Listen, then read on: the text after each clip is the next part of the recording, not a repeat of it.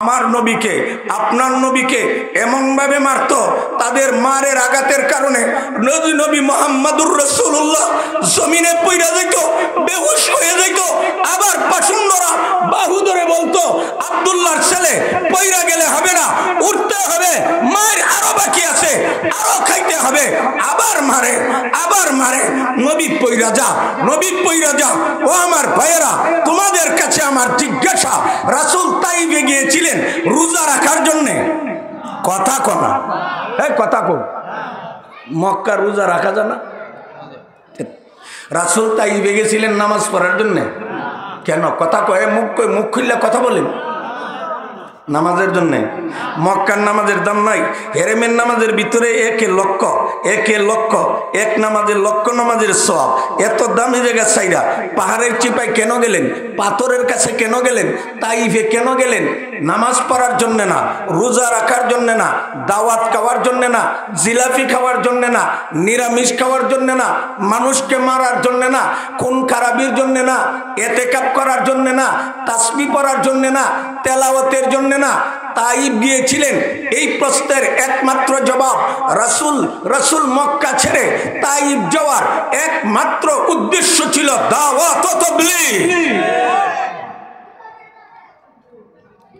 পাষণ্ডরা আমার নবীকে মারে, হুজুরকে বেহুশ করা হয়েছে, আবার হাত ধরে উঠাইয়া দেওয়া হয়েছে। আব্দুল্লাহর ছেলে সামান্য মার খেয়ে পড়ে গেলে হবে না, পড়লে হবে না, আরো মার বাকি আছে, দেখানো হবে তোমাকে মার কত প্রকার। আবার মারে, নবী বেহুশ কর, আবার উঠানো হয়, আবার মারে, আবার উঠানো হয়। মুহাম্মদুর রাসূলুল্লাহ সুন্দর দেহ মুবারকে তাদের তুতু দ্বারা বিজাইয়া বালু মারা হয়েছে, থাপ্পড় দেওয়া হয়েছে, কিল দেওয়া হয়েছে, গুছি দেওয়া হয়েছে, রক্তাক্ত করা হয়েছে। রাসূলের মাথা থেকে পাতা পর্যন্ত সারা শরীরে আগা রক্তে ভিজে গেছে।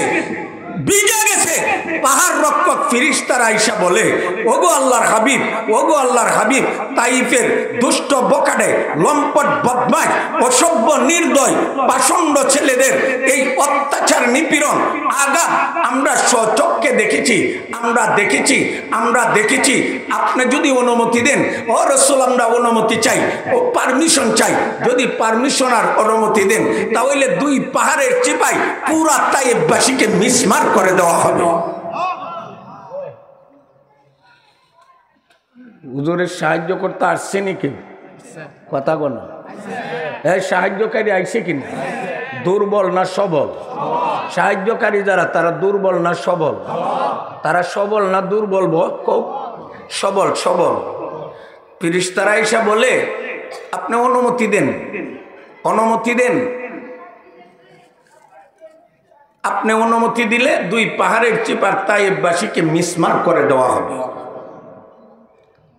তখন আমার নবী, আপনার নবী, রাহমাতুল লিল আলামিন, সাইয়্যিদুল মুরসালিন, ফখরে মওজুদাত, উম্মতের কান্ডারি, বিশ্বজাহানের দরদি, দয়ার সাগর নবী মুহাম্মদুর রাসূলুল্লাহ বলেছিলেন, ও আল্লাহ, তুমি আমাকে নবুয়ত দিয়েছো, তুমি রিসালাত দিয়েছো, তুমি দায়িত্ব দিয়েছো, তুমি তাইফ পাঠিয়েছো। তাইফের মানুষ আমাকে চিনতে পারে নাই, চিনতে ভুল করেছে। তাদের মধ্যে জাহিলিয়ত রয়ে গেছে, তাদের মধ্যে কুফর রয়ে গেছে, তাদের মধ্যে শিরিকের দুর্গন্ধ রয়ে গেছে, তাদের মধ্যে স্বেচ্ছাচারিতা রয়েছে। তারা দুর্বৃত্ত মানুষ, তারা স্বৈরাচার মানুষ, তারা দুনিয়ার কুকুর মানুষ, আমাকে চিনতে পারে নাই। না চিনার কারণে আঘাত করেছে, মেরেছে, পাথর মেরেছে। যদি চিনতে পারত, ফুলের মালা আমার গলায় দিয়ে দিত। আল্লাহ, তারা এই সময় আমাকে না চিনে আঘাত করার কারণে তোমার রাগ এসে গেছে, তুমি রাগ জারার জন্য ফেরেশতা পাঠাইছো মারার জন্য, রাগ জারার জন্য ফেরেশতা পাঠাইছো মারার জন্য। আমি মায়ের পিঠ নয়, আমি রাহমাতুল লিল আলামিন। ও আল্লাহ, আমি মায়ের চাই না। আজকে যদি আমি বদদুয়া করি, তারারে সমূলে ধ্বংস করো, আমারে নবী কে ডাকবে? কে আমারে নবী ডাকবে? আজকে যদি তাদেরকে রেহাই দেওয়া হয়, সুযোগ আর অবকাশ দেওয়া হয়, আজ হোক কাল হোক, তারা একদিন নবী মানবে। তারা না মানুক, তাদের ছেলেরা মানবে, ছেলেরা না মানুক, নাতিরাত্তর মানবে, ভবিষ্যৎ জেনারেশন মানবে।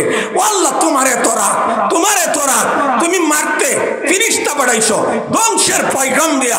আমি ধ্বংস চাই না। আল্লাহুম্মা হদি কওমি ফাইন্নাহুম লা ইয়ালামুন। ও আল্লাহ, আমি রাহমাতুল লিল আলামিন, আমি আমার জাতির জন্য হেদায়েত চাই। আমি হেদায়েত চাই, আমি মারপিট চাই না। আমি জাহিলিয়াতের মারপিট কবর রচনার জন্য আসছি, আমি রক্তপাত বন্ধ করার জন্য আসছি, আমি স্বৈরতন্ত্র বন্ধ করার জন্য আসছি, আমি মূর্তি পূজা বন্ধ করার জন্য আসছি, আমি শিরিকের গাঢ় লাথি দেওয়ার জন্য আসছি, আমি প্রতিভা পূজা বন্ধ করার জন্য আসছি। সুযোগ দিয়ে দাও আল্লাহ, তোমার কাছে আমি প্রতিশোধ চাই না, বদলার ইন্তেকাম চাই না। আল্লাহ, তুমি হেদায়েতের মালিক, হেদায়েত দিয়ে দাও। কথা বুঝাইতে পারছি? ফেরেশতা যখন আসছিল সহযোগিতা করার জন্য, কোন ধরনের সহযোগিতা? কথা কোন কোন ধরনের? তাইবাসীকে ধ্বংসে রাসূল সম্মতি প্রকাশ করছে, হুজুরের সম্মতি প্রকাশ করছে। কি কইছে? কথা কোনা কি কইছে?